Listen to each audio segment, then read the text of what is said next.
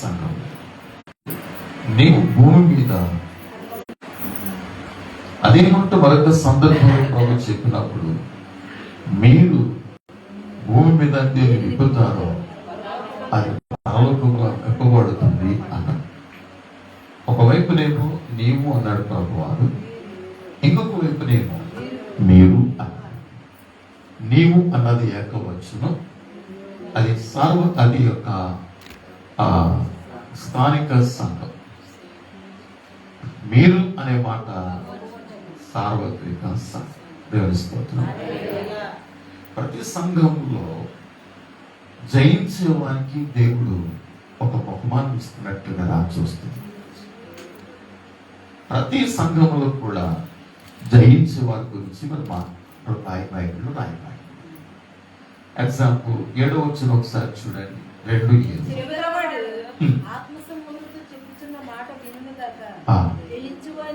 జయించువానికి దేవుని పరదేశంలో ఉన్న జీవవృక్ష ఫలములను భుజింపనెత్తును. అసలు జయించువాడంటే ఎవరు? అది మనకు కావాలి. ఎగ్జాంపుల్ బాగా వినండి. ఇశ్రాయేలు ప్రజలు ఐగుప్తు దేశంలో ఎంతకాలం చెప్పగలరా? 430 సంవత్సరాలు. కరెక్ట్. బైబిల్ యొక్క మాట. 400 సంవత్సరాలు అంటే 4 తరాలు. ఈ 4 తరాలలో ఉన్న ఇశ్రాయేలు ప్రజలందరూ కూడా ఐగుప్తులో కూరుకుపోయారు. ఐగుప్తులో వారు పూర్తిగా మునిగిపోయారు, దిగిపోయారు ఐగుప్తులో. కానీ ఒకే ఒక్క వ్యక్తి తన విశ్వాసాన్ని కాపాడుకున్న వ్యక్తి, బైబిల్లో ఒక వ్యక్తి కనిపిస్తాడు. ఆ వ్యక్తి మోషే. ఒకసారి హెబ్రీ పత్రికకు రండి. 11:28. ఆ మాట ఒకసారి జ్ఞాపకం. విశ్వాసమును బట్టి 27.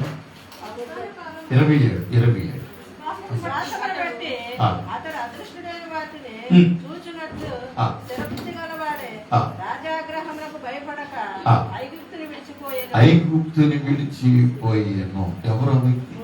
మోషే. గమనించదు ఈ మాటని. మరలా చదవండి. 27.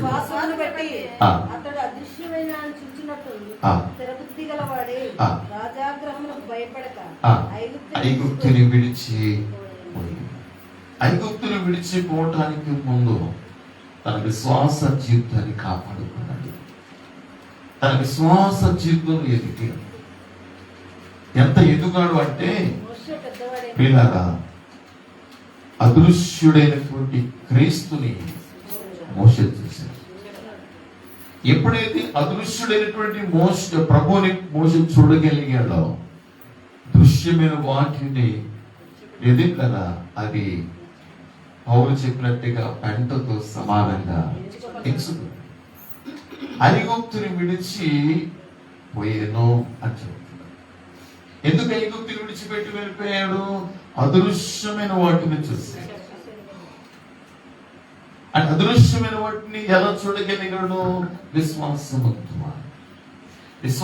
ద్వారా అదృశ్యమైన వాటిని చూడటానికి తన విశ్వాస జీవితంలో పెరిగాడు. విశ్వాస జీవితంలో అభివృద్ధి చెందాడు. ఎందుకు మనకు వాక్యం? ఎందుకు ఇక్కడికి రావటం?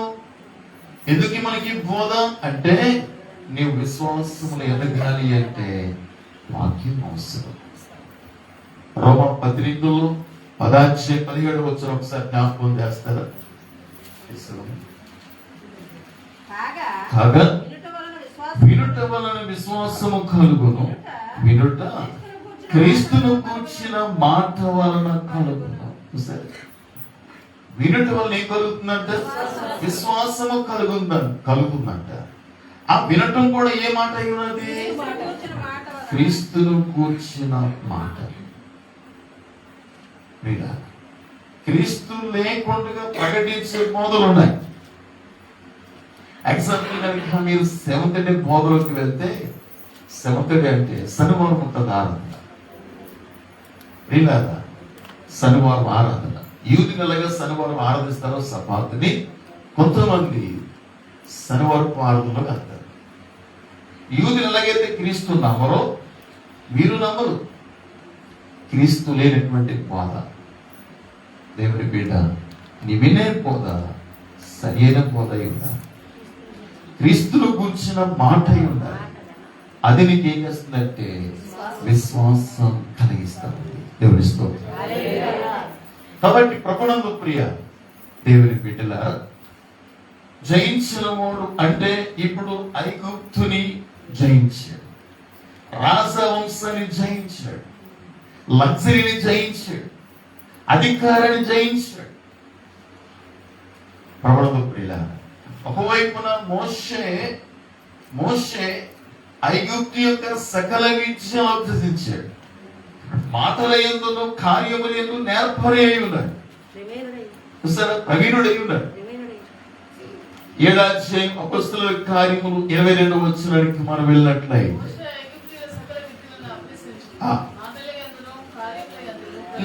ప్రవీణుడై ఉండను అని మనం చదువుతున్నాం.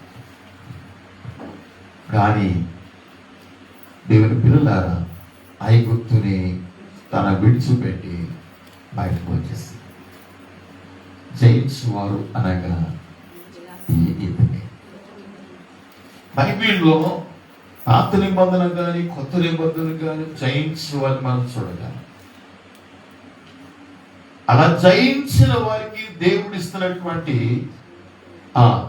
ఇక్కడ బహుమానం మనం చూస్తూ ఉన్నాం. 7వ వచనం 2:7 జయించిన వారికి దేవుని పరదేశంలో ఉన్న జీవవృక్ష ఫలమును భుజింపనేతును.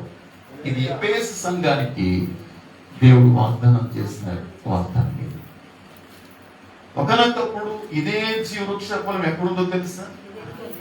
ఏదేను తోటలో దేవుడు వచ్చాడు. మొట్టమొదటిగా సృష్టి చేసినప్పుడు ఈ సృష్టి అంతటిలో ఆయన స్పెషల్ గా ఒక ఏదేను తోటను దేవుడు ఏర్పాటు చేశాడు. ఆ ఏదేను తోటే ఒక మాట చెప్పాలంటే పారడైస్. ఆ ఏదేను తోటలో సకల వృక్ష ఫలాలు దేవుడు ఉంచాడు. ఆ ఏదేను తోటలో జీవవృక్ష ఫలముతో పాటు మంచి చెడ్డ తెలించే వృక్ష ఫలం ఉంచాడు. ఆదామును సృష్టించిన తర్వాత ఆదాముని అమాయకుడిగా సృష్టించాల. ఎన్నుకునే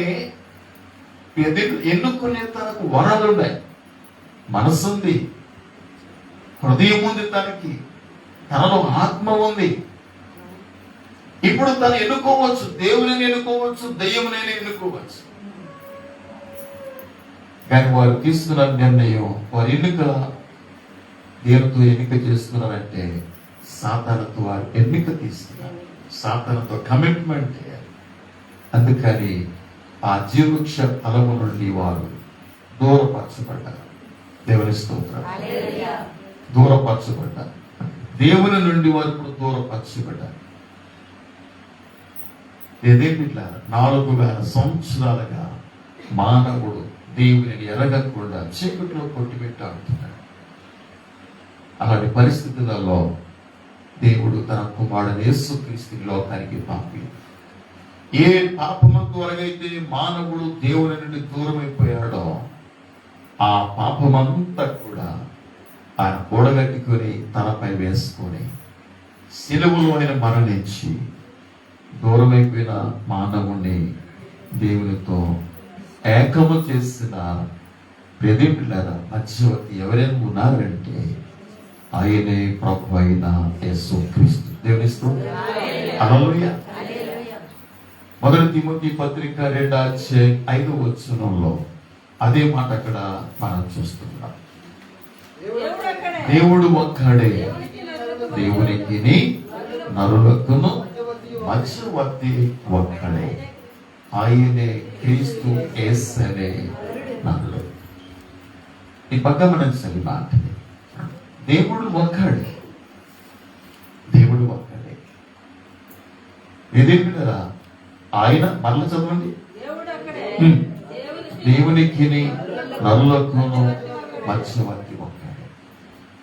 ఎవరు మధ్యవర్తి అంటే యేసుక్రీస్తు ప్రభువు. అంటే ఎవరు? అటువైపునైన దేవుడు, ఇటువైపునైన మానవుడు.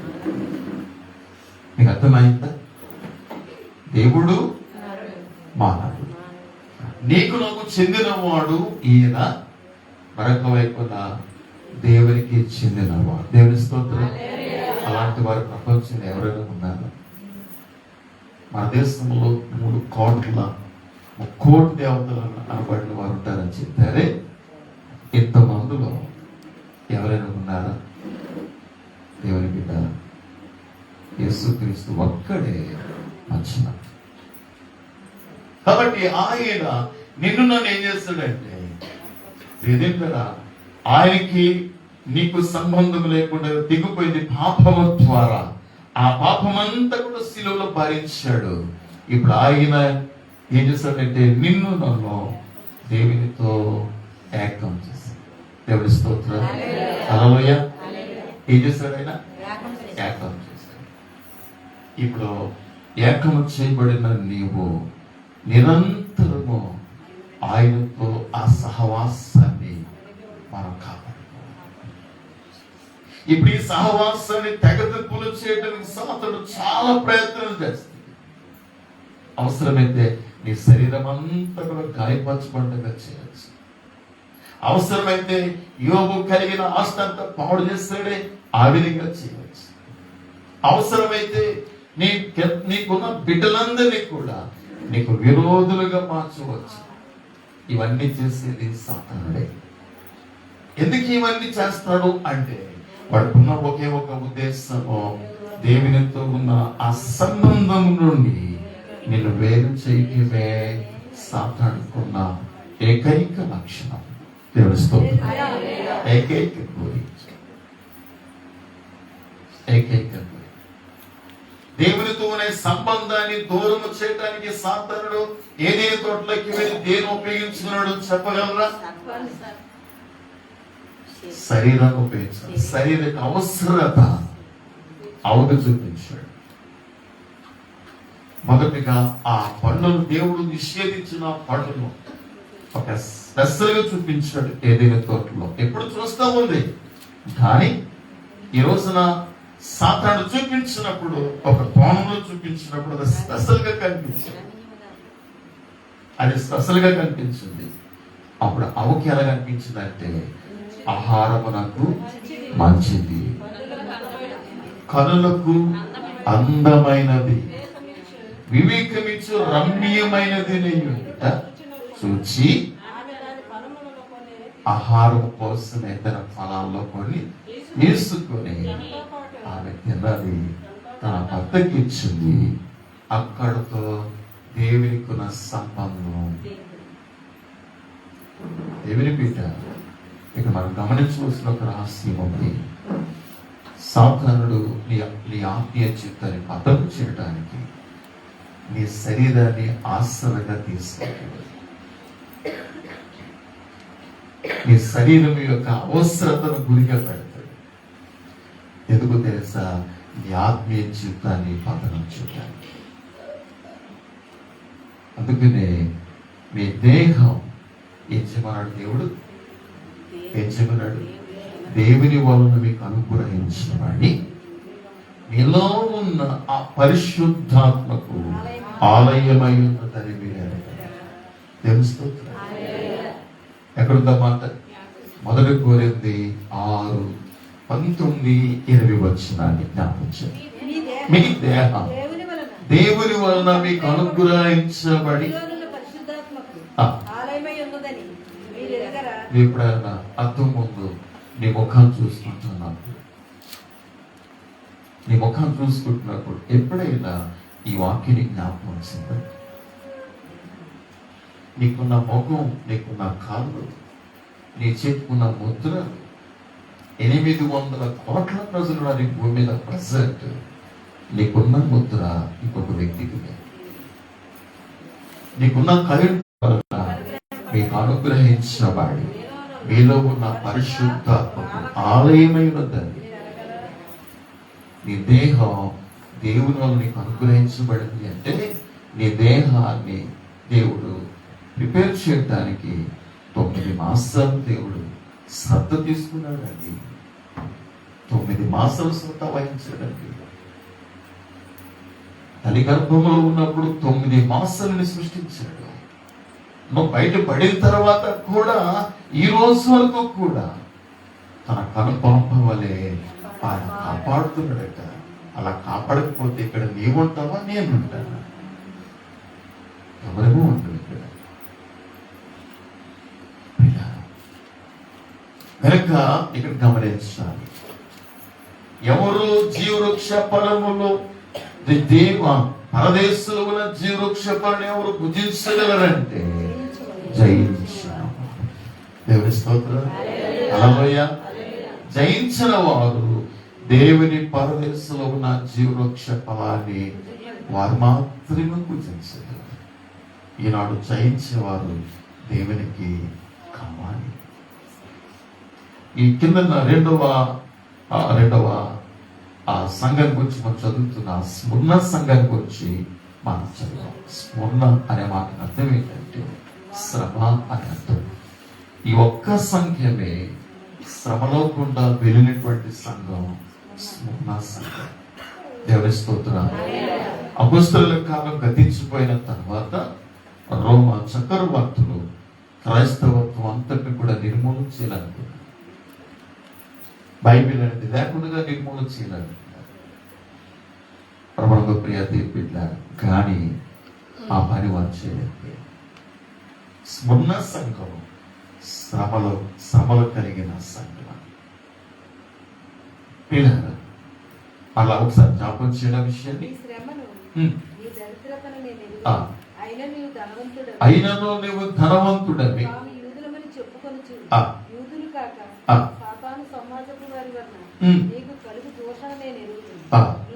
నువ్వు పొందబో శ్రమలకు భయపడకము.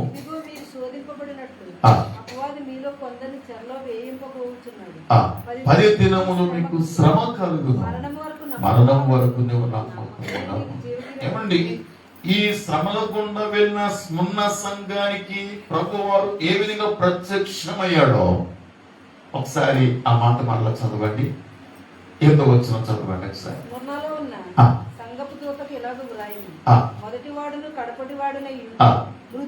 మృతుడై తిరిగి మరలా బ్రతికిన వాడు చెప్పు సంగతులేమనగా. అంటే శ్రమలలో వెళ్తున్నటువంటి సంఘానికి దేవుడు తను ఎలా ప్రత్యక్షపరుచుకున్నాడంటే, ఎదిళ్ళరా మరణమై మృతులలో నుండి లేచి పునరుద్ధుడైనటువంటి క్రైస్తుగా తన్ను తాను ప్రత్యక్షపరుచుకున్నాడు. పునరుద్ధుడైనటువంటి క్రైస్తుగా. దేవుని స్తోత్రం. నీవు ప్రభు నిమిత్తం ఎటువంటి శ్రమలైనా నువ్వు భరించాలంటే, ఆ శ్రమలలో నిలబడాలి అంటే పునరుద్ధాన శక్తి ఉంటే తప్ప నువ్వు నిలబడలేదు. ఏ శక్తి కావాలండి? పునరుద్ధాన శక్తి. పునరుద్ధానం. దేవుడు ఏదేమిటరా ఈ సృష్టిని సృజించాడు ఆయన, కానీ ఏదేమిటరా పునరుద్ధాన శక్తి కూడా ఆయన కలిగి ఉన్నాడు. ఆ శ్రమలలో నిలబడక పునరుద్ధాన శక్తి లేకపోతే నీ ఒక్క శ్రమ కూడా మొదట్లోనే. పేతురు పొంకాడు అంటే, లేదు నీకు వస్తున్న ప్రాణం పెడుతున్నా, లేదు పేతురు మోసలు మొక్కుతావని ప్రభు చెప్పారు.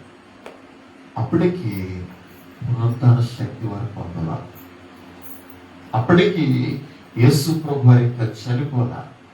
ఆయన చనిపోయి తిరిగి లేచి పరలోక రాజ్యానికి వెళ్ళి వారి మీదకి ప్రభు వారు పునరుద్ధాన శక్తిని పంపించారు, పరిశుద్ధాత్మ శక్తిని పంపించారు.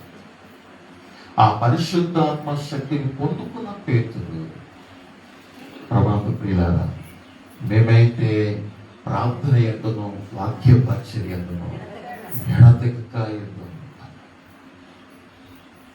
ఎప్పుడైతే పేతురు ఆ పరిశుద్ధాత్మ శక్తిని పొందాడో, ఆ పునరుద్ధాన శక్తిని పొందాడో, ఆ పునరుద్ధాన శక్తి ప్రార్థనలకు నడిపిస్తుంది.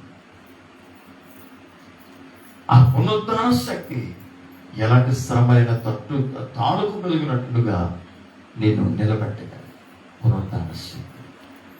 కాబట్టి ప్రభునందు ప్రియ దేవుడు 10 దినములు శ్రమ కలిగి. ఎన్ని దినాలు? ఎందుకు 15 సంఖ్య పరిశుద్ధాత్మ వాడు 15 సంఖ్య రాయించగల ఉద్దేశం ఏంటి అని అంటే 10 అనే సంఖ్య చాలా తక్కువ సంఖ్య, అది చిన్న సంఖ్య. ఒకవేళ ఇప్పుడు ఎగ్జాంపుల్ మన కళ్ళ ముందే మెరిసి అస్వస్థకు గురైంది, మంచం మీదనే ఉంది, ఒక 1 year నుంచి బాధపడుతున్నారు అనుకుందా. ప్రభు దృష్టిలో ఈ సంవత్సరం 10 దినాలు మాత్రమే. ఎన్ని దినాలు? 10 దినాలు మాత్రమే.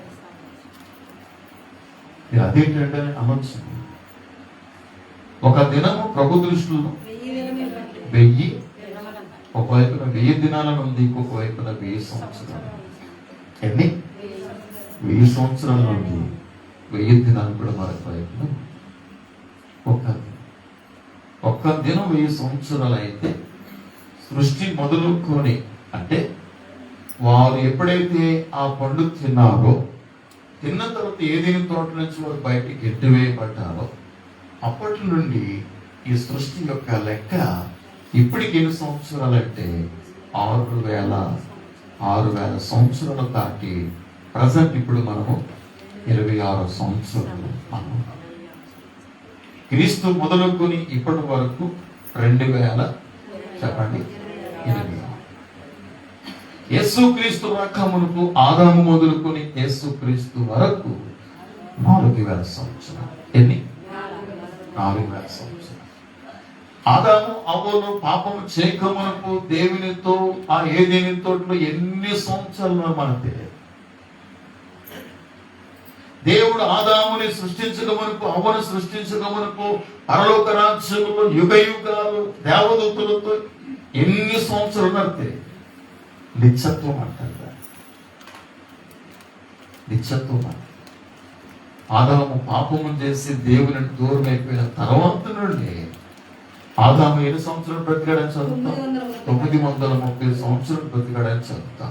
ఎప్పటి నుంచి ఆ కౌంటింగ్? అది చెప్పండి. ఇప్పుడు ఆ కౌంటింగ్ ఎప్పటి నుంచి?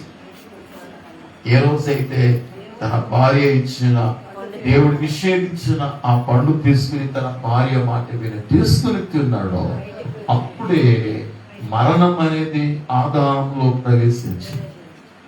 ఎక్కడ ప్రవేశించింది ఆ మరణం అనేది?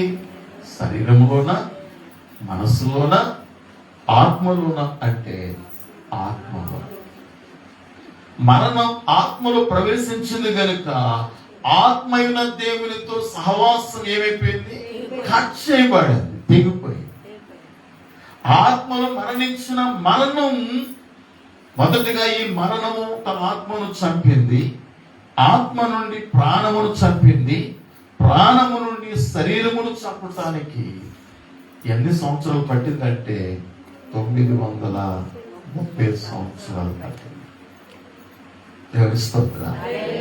కానీ ఆశ్చర్యకర విషయం ఏంటంటే ఆదాము నుండి 7వ తరము వాడైన 7వ వ్యక్తి అయిన హానోక్,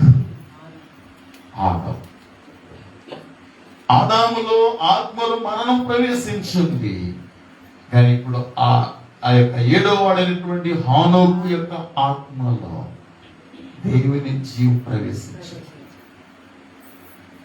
దేవుని జీవం ప్రవేశించింది కనుక ఆత్మలో ప్రవేశించిన ఈ జీవం మనస్సుకు ఆ తల తిరిగి తన శరీరానికి వ్యాపించి ఈ భూమి మీద మరణం అనేది లేకుండా ఆ జీవముతోనే దేవునితో నడిచి.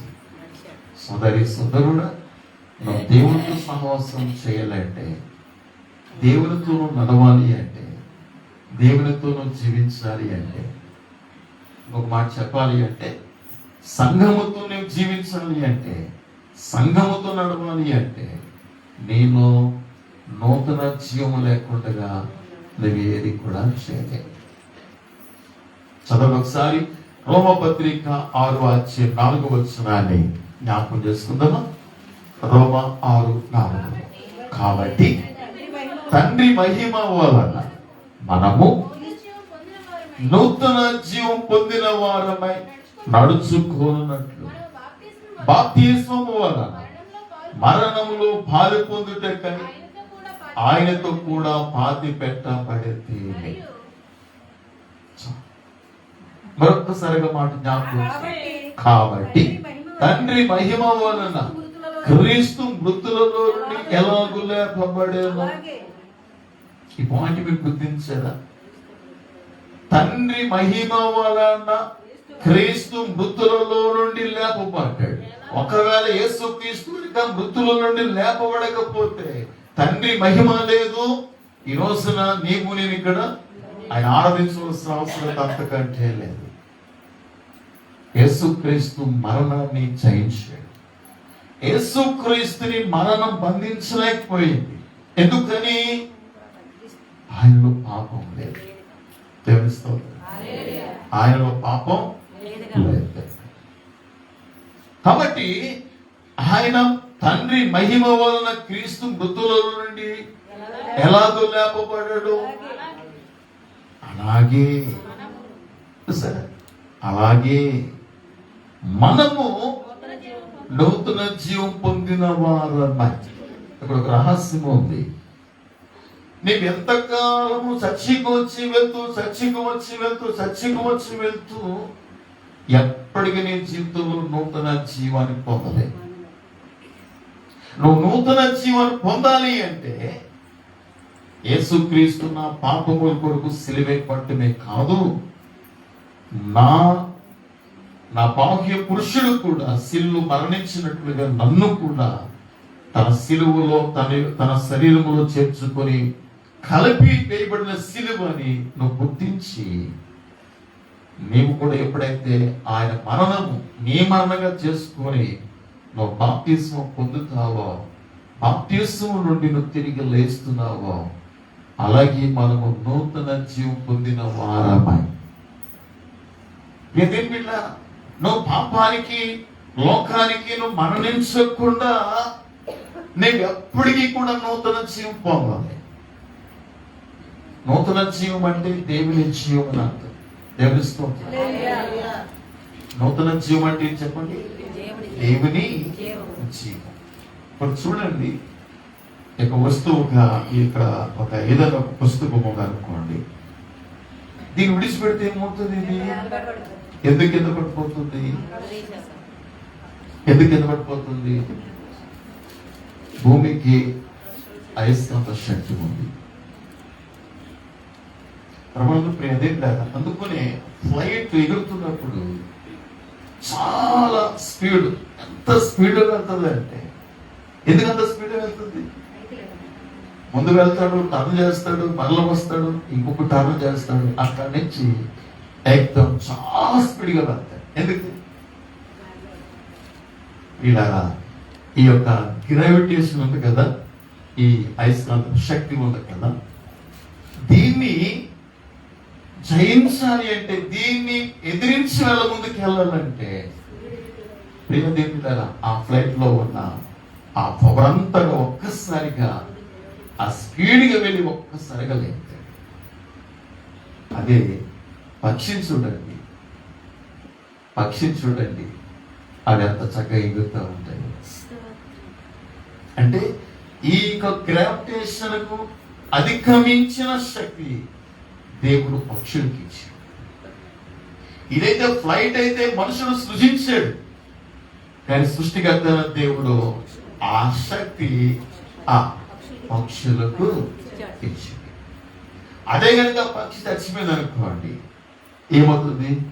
వెంటనే కింద అక్కడ ఎగురుతున్నట్టు దాని అర్థం ఏంటంటే, దేవుని పీట ఆ భూమి యొక్క ఆకర్షణ శక్తి కంటే మించిన శక్తి పక్షులలో ఉంది. దేవుని స్తోత్రం. అలాగే ఒకసారి రోమపత్రిక 8 ఒకసారి రండి, 1-2 వచనాలు. కాబట్టి చదవాలి. జీవము జీవమునిచ్చు ఆత్మ యొక్క నియమము. చూసారా, ఇక్కడ 2 నియమాలు ఉన్నాయి. ఇక్కడ 2 నియమాలు ఉన్నాయి. ఒకటి పాప మరణ నియమం, ఇంకొకటి జీవము యొక్క నియమం. దేవుని స్తోత్రం. హల్లెలూయా. పాపం యొక్క నియమం ఏంటి చెప్పండి? పాపం యొక్క నియమం ఏంటి? నువ్వు పాపం చేస్తావు, పాపం వచ్చి జీవితం మరణం. ఆ పాపం ఎక్కడ తీసుకెళ్తాంటే మరణానికి తీసుకెళ్తాడు. జీవం యొక్క నియమం ఏంటి? ఆ పాపాన్ని, ఆ మరణాన్ని కూడా జయించగలిగిన నియమము జీవపు నియమము. దేవుని స్తోత్రం. నీకు అర్థమైందా? ఒక నియమముపై మరొక నియమము ఎదిపిట్లారా. కాబట్టి ఈ గ్రావిటీ లెక్క, ఈ యొక్క భూమి యొక్క ఆకర్షణ శక్తికి మించిన శక్తి పక్షులలో ఉండబట్టి అవి ఎగరగలుగుతున్నాయి. అలాగే నూతన జీవము ద్వారా దేవుని యొక్క శక్తి, దేవుని యొక్క జీవాన్ని నువ్వు పొందకపోతే, కలిగి ఉండకపోతే పాపాన్ని జయించలేవు, మరణాన్ని కూడా నీవు జయించలేవు. దేవుని స్తోత్రం. ఈ ప్రియ దేవుడా, ఒక్కసారి మనం బాప్తిస్మం పొందుతాం, కానీ నువ్వు బాప్తిస్మం పొందిన తర్వాత దినదినము ఆ నూతన జీవములు నువ్వు ఎదగాలి అంటే, ఆ నూతన జీవులు ఎదగాలి అంటే ఎడతెగక నువ్వు దేవునితో సహవాసం కలిగి ఉండాలి. ఏ విధంగా ఎడతెగక దేవునితో సహవాసం కలిగి ఉండాలంటే, దేవుని పిల్లరా, సంఘముతో ఎడతెగక నువ్వు సహవాసాన్ని కలిగి ఉండాలి. దేవుని స్తోత్రాలు. హల్లెలూయా. నీవెంతగా సహవాసం కలిగి ఉంటావో సంఘముతో, అంతగా నీవు ఆత్మజీవాన్ని నువ్వు పొందగలవు. ఎంతగా నువ్వు ఆత్మజీవాన్ని పొందుకుంటావో అంతగా పాప మరణముల నియమమును నువ్వు జయించగలవు. దేవుని స్తోత్రాలు. హల్లెలూయా. ప్రభునందు ప్రియ దేవుని బిడ్డ, 10 దినములు శ్రమ కలుగును. ఎన్ని దినాలు? 10 దినాలు అనగా చాలా తక్కువ సమయం.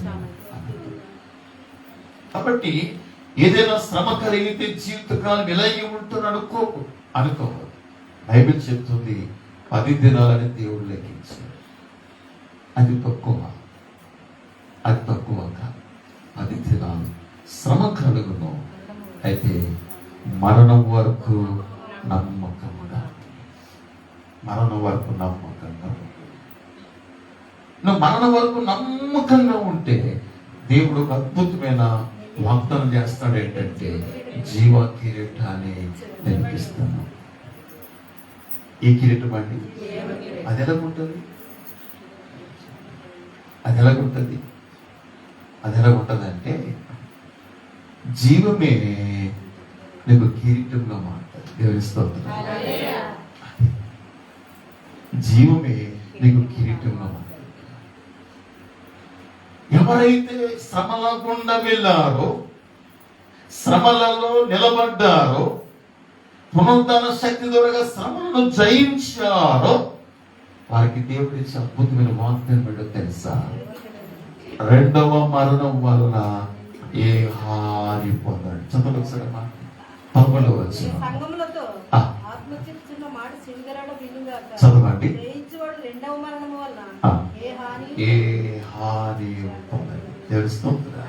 హల్లెలూయా. జయించిన వాడట 2వ మరణం వలన ఏ హాని. అంటే ఎన్నో మరణం ఉందన్నమాట. చెప్పండి, అసలు ఎప్పుడైనా ఆలోచన చేస్తావా 2వ మరణం గురించి? ఎప్పుడైనా ఆలోచన చేస్తావా? 2వ మరణం అంటే 2వ మరణం అంటే మొదటి మరణం ఉందనే కదా. ఉందా లేదంట? మొదటి మరణం ఉంది, 2వ మరణం కూడా ఉంది. 2 మరణాలు ఉన్నాయి. ఒక్కసారి జన్మించిన వాడు 2 సార్లు మరణిస్తాడు. 2 సార్లు జన్మించిన వాడు ఒకే ఒకసారి మరణిస్తాడు. నీకు అర్థమైంది. బహు వృద్ధుడు, ఓ అధికారి, ఏదే బిడ్డలారా, సన్హెద్రిన్ సభలో ఈయన ఒక పెద్ద ఒక మెంబర్. ఎవరు ఆ వ్యక్తి అంటే నికోదేము. చాలా వృద్ధుడు, పైగా అతడు బోధకుడు. ఎన్ని చూసినప్పుడు బోధకుడు, అధికారి, వృద్ధుడు, సన్హెద్రిన్ సభలో ఒక సభ్యుడు కలిగిన ప్రభు యొద్దకు వచ్చాడు. ఎందుకు వచ్చాడు ప్రభు దగ్గరికి? అది కూడా రాత్రి సమయంలో వచ్చాడు. ఎప్పుడు? రాత్రి సమయంలో వచ్చాడు. ఏం అధికారి రాత్రి సమయంలో రావడం ఏంటి? Day time రావచ్చుగా.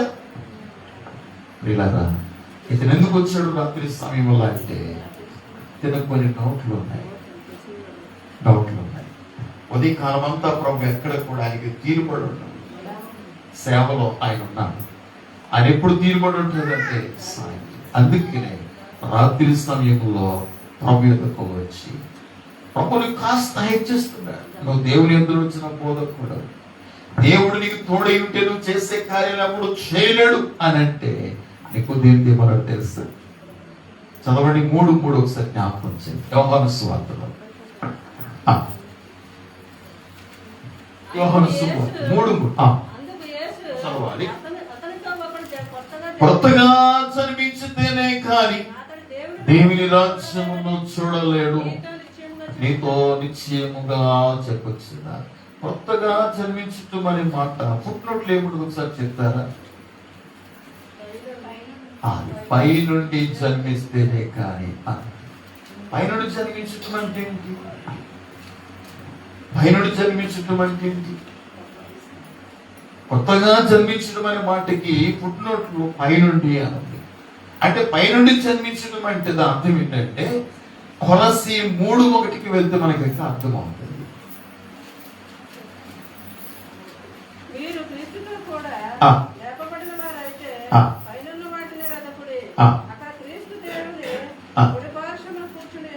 ఈనండి పైనుండి జన్మించిన వారంటే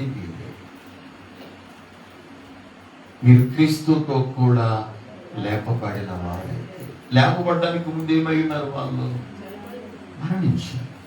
దేనికి మరణించారు? వాళ్ళు పాపానికి, లోకానికి, స్వయ జీవితానికి, అన్నిటికీ కూడా వారు పూర్తిగా మరణించారు.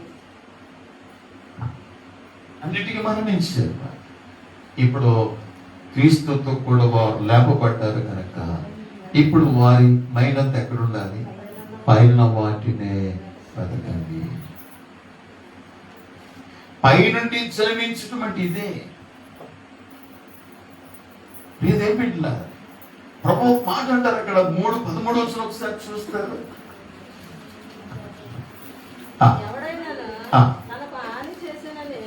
3:3 అండి యోహాను సువార్తలో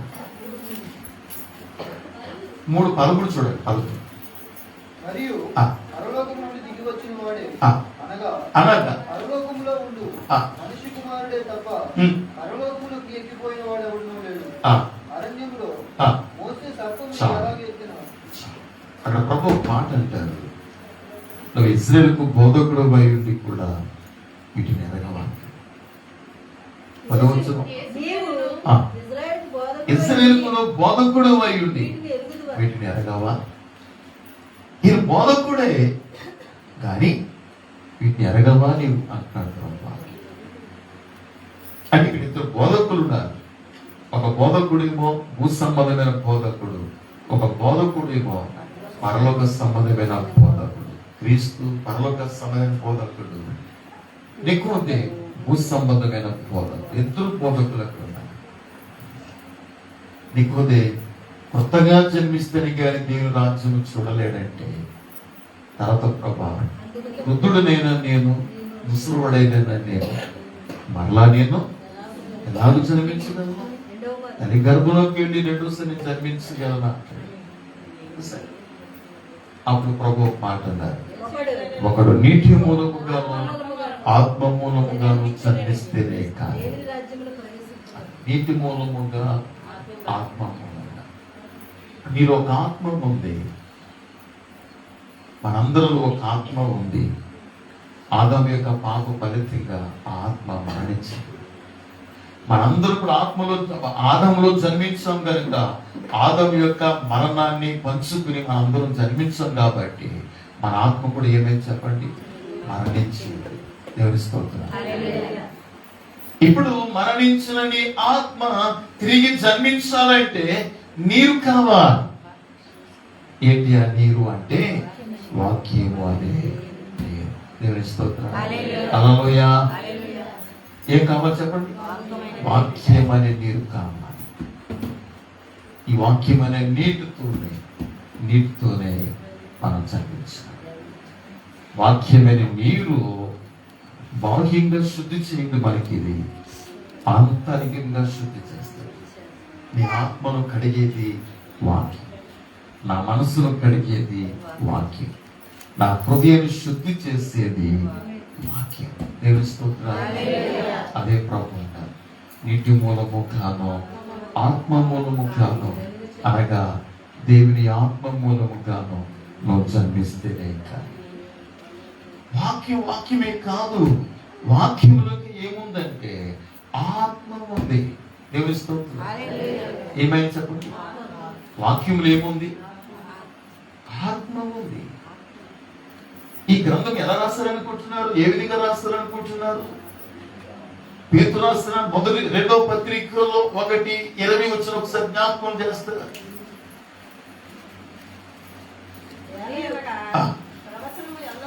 చదవాలి. కానీ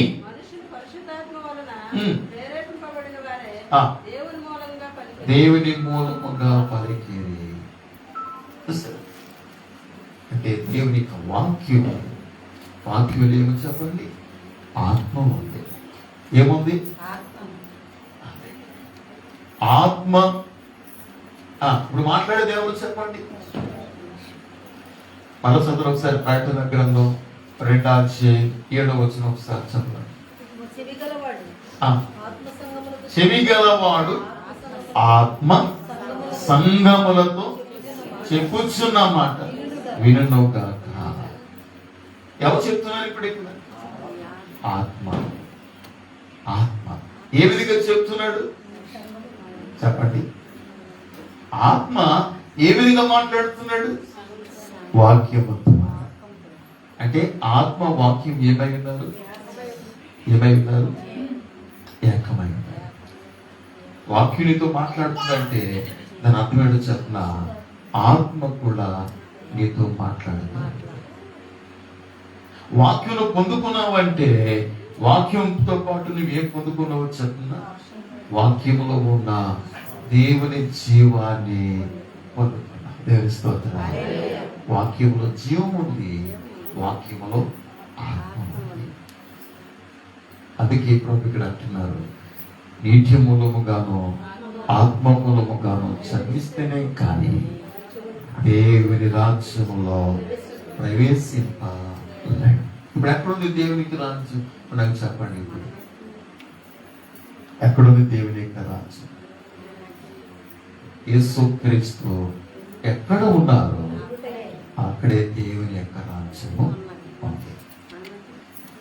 అంటే మనం కూడుకున్న ప్రతిసారి కూడా ఎవరు హైలైట్ అవ్వాలి? ఎవరు హెచ్చించబడాలి?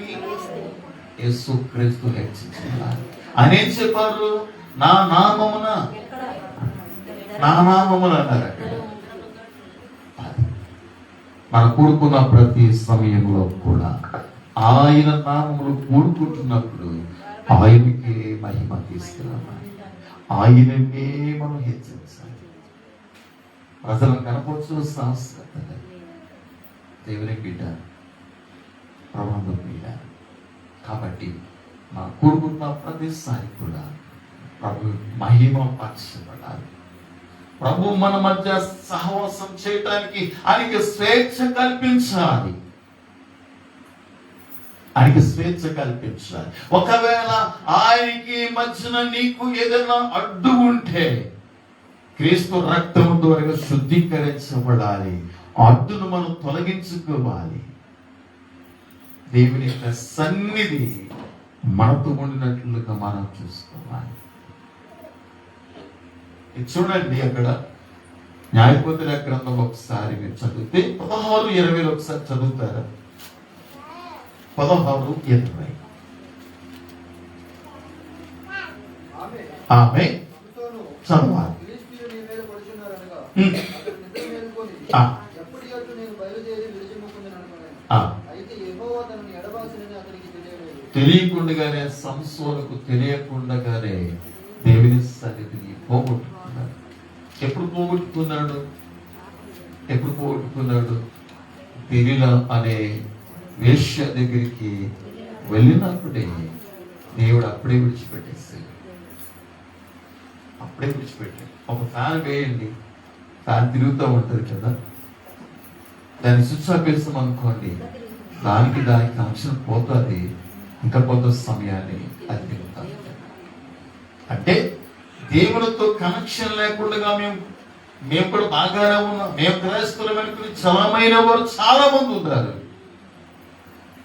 కానీ సంస్థలు నిద్ర మేలుకొని ఎప్పుడే విరజింపును అనుకున్నాడు. కానీ అప్పటికే యెహోవా ఎడబాసినని ఆ సంగతి తెలుసుకోలేదంట. ఈరోజు ఆయన సన్నిధి నీతో ఉందో లేదో నీకు తెలుసా? నేను ప్రశ్నిస్తున్నాను. నీకు తెలుసా? తెలుసా? అదే తెలుసుకోలేదు సంస్థ. ఎంత విచిత్రం! అదే తెలుసుకోలేదు. అందుకని పిల్లరా, సంసోను యొక్క కళ్ళు ఫిలిష్తీయులు దొరకడానికి ఏం చేస్తారు? ఈరోజు కూడా బలార్జులు సైతం పడిపోతున్నారట. 2వ సమూయేలు గ్రంథంకి ఒకసారి వెళ్దామా? 1వ అధ్యాయం లాస్ట్ వచనం చదువుతారు. 2వ సమూయేలు 1. అయ్యయ్యో, బలార్జులు పడిపోయేది, యుద్ధ సన్నద్ధులైన వారు నశించిపోయారు. దేవుని స్తోత్రం. ఈ మాట చదువుతూ ఉంటే నాకు చాలా వ్యక్తులు నా కళ్ళ ముందుకు వస్తున్నారు. సౌలు ఎంత బలార్జుడండి! ఏ దేశానికి వెళ్తే ఆ దేశాన్ని ఓడగొట్టేవాడు, ఆ సైన్యాన్ని జయించేవాడు, ఆ దేశాన్ని జయించేవాడు. కానీ బలార్జుడైనటువంటి సౌలు, బలార్జులు ఏమి పేరట? పడిపోయిరే. సంసోను ఎంత బలార్జుడు! దేవుని బిడ్డ, పైనుండి మీరు క్రీస్తుతో కూడా లేపబడిన అనుభవం కలిగి ఉంటే మన దృష్టి అంతా కూడా ఎక్కడ ఉండాలి?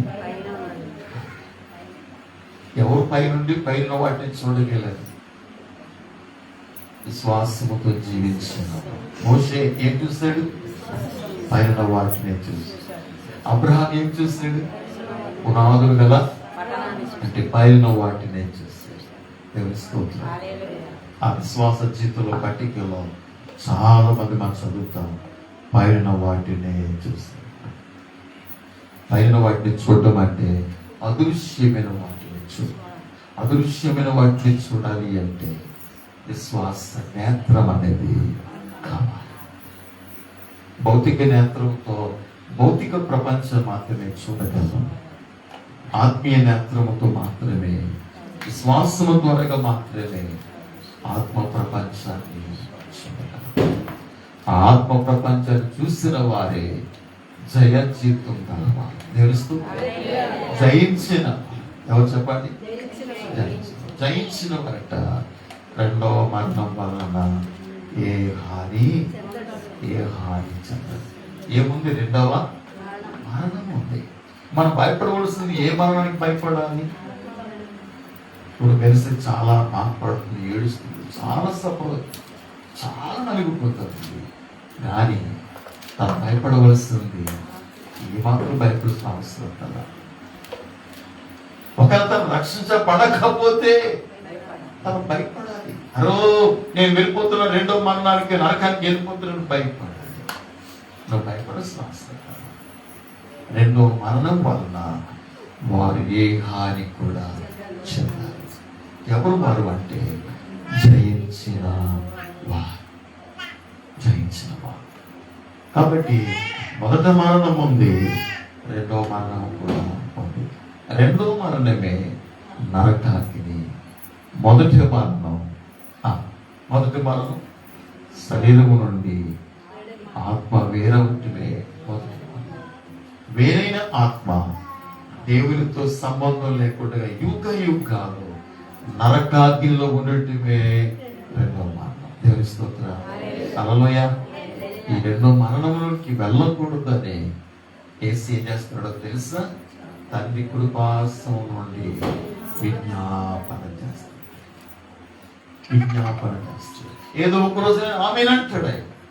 సంఘం ఎత్తబడగానే ఆ ప్రార్థన క్లోజ్ అయిపోద్ది. ఆమెనంటాడు. ఆమె అనకముందే ఆ విజ్ఞాపన చేస్తూ ఉండగానే నీ ఆత్మను ప్రభు చేతికి అప్పగిస్తావా?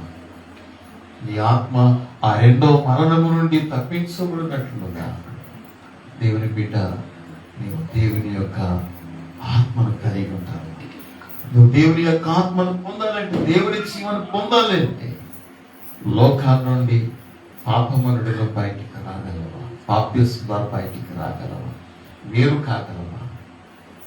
ఎదిగలరా? వారే జయించిన దేవుని స్తోత్రం. హల్లెలూయా. ఒక క్షణం ఆలోచించుకుందాం. దేవుని కాస్త తలలో వచ్చుకుందాం, కళ్ళు వస్తుందాం. పరిశుద్ధాత్ముడు మనతో మాట్లాడిన